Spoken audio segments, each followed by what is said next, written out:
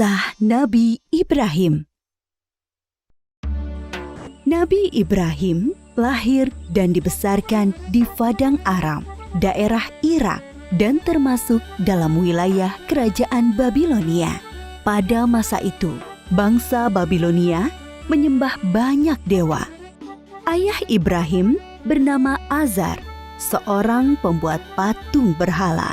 Patung-patung itu juga dijual kepada penduduk sekitar untuk menjadi sembahan mereka.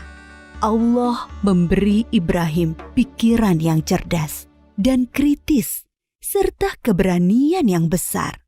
Dia mengilhamkan pemahaman kepada Ibrahim bahwa menyembah patung-patung itu adalah kesesatan yang nyata. Ibrahim bertanya dalam hati, "Ayah, mengapa ayah menjadikan patung-patung itu sebagai Tuhan? Bukankah ayah yang membuatnya? Bukankah patung-patung itu tidak bisa mendengar doa-doa kita?" Dia berpikir keras, siapakah sebenarnya Tuhan yang pantas dipuja, dimintai pertolongan dan perlindungan? Allah membimbing Ibrahim untuk memahami Tuhan yang sebenarnya. Mula-mula, Allah memperlihatkan langit yang penuh bintang bercahaya di malam yang gelap. Ibrahim berkata, "Sungguh indah, inilah Tuhanku." Ketika pagi tiba, langit menjadi terang. Bintang-bintang itu pun menghilang. Oh, bintangnya hilang. Aku tidak suka Tuhan yang menghilang. Itu bukan Tuhan. Pada malam yang lain, Ibrahim melihat bulan terbit sangat menawan. Wah, sungguh indah. Ini dia Tuhanku. Ketika pagi tiba, bulan itu tenggelam. Ternyata yang ini juga tenggelam. Ini juga bukan Tuhan. Oh, manakah Tuhan yang sebenarnya? Kalau Dia tidak memberi petunjuk kepadaku, pasti aku juga sesat seperti kaumku. Di kesempatan lain, Ibrahim melihat matahari terbit. Sinarnya terang memukau. Ini dia Tuhanku, Dia yang paling besar. Tetapi di senja hari, matahari akhirnya tenggelam. Taulah dia, matahari pun bukan Tuhan. Wahai kaumku, aku tidak mau menyembah Tuhan-Tuhanmu itu. Aku ingin mengabdikan diriku pada pencipta semua ini.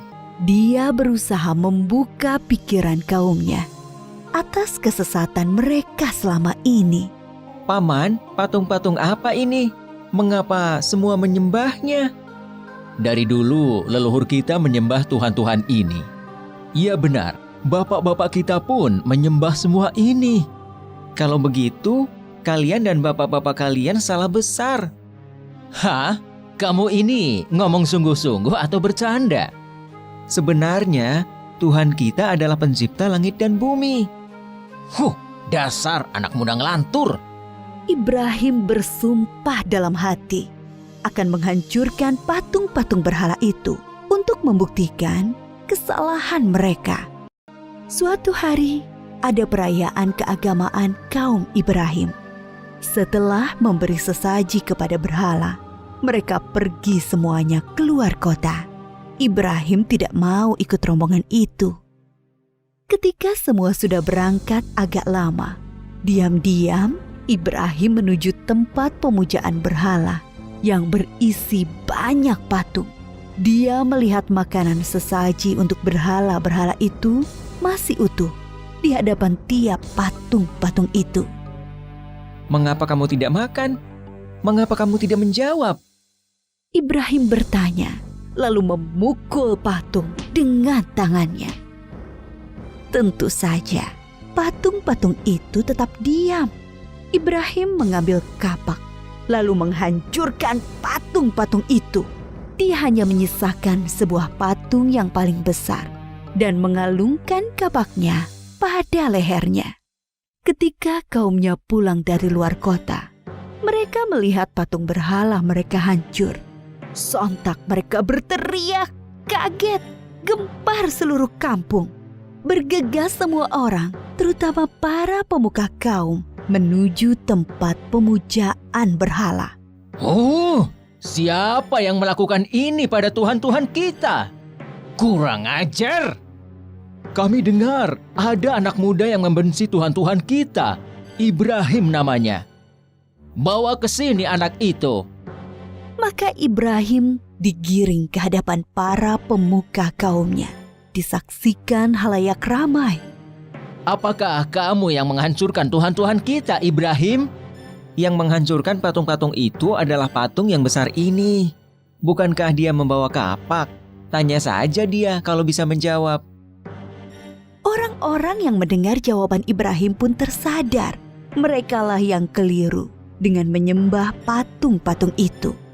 Tapi kekafiran yang sudah mendarah daging membuat mereka memutarbalikkan kebenaran. Tentu di sini ada campur tangan setan.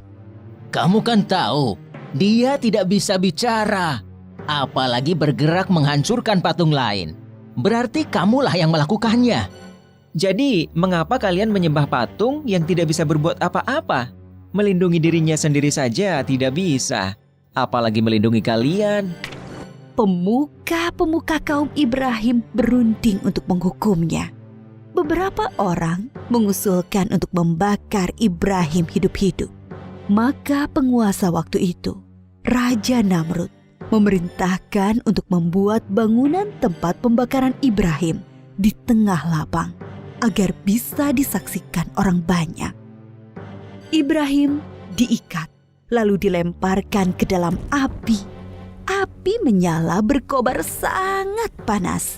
Allah berfirman, "Hai api, dinginlah dan menjadi keselamatan bagi Ibrahim."